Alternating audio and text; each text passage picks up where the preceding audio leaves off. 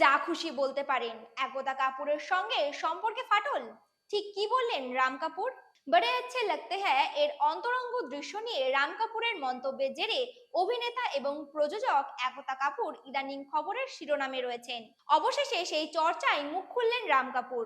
একতার সঙ্গে মতবিরোধে রাম এনটিভিকে দেওয়া এক সাক্ষাৎকারে প্রযোজক একতা কাপুরের সঙ্গে বহুল আলোচিত মনোভাব নিয়ে মুখ খুললেন রাম। সাক্ষাৎকারে একতার সাথে ফাটল নিয়ে রাম আগুনে ঘি ঢালার পরিবর্তে নীরবতাই বেছে নিয়েছেন। একতা সম্পর্কে কোনো নেতিবাচক মন্তব্য করা থেকে বিরত থাকছেন তিনি।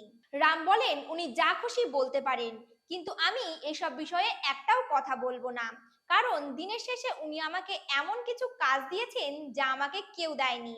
তিনি আমাকে বিশ্বাস করেছিলেন যখন অন্য কেউ করেনি। এজন্য আমি চিরকৃতজ্ঞ থাকবো। উনি আমার কেরিয়ারের শেষ দিন পর্যন্ত আমার সম্পর্কে যা খুশি বলার অধিকার রাখেন। দেখছিলেন Cineplus presenting by KB production house. নমস্কার।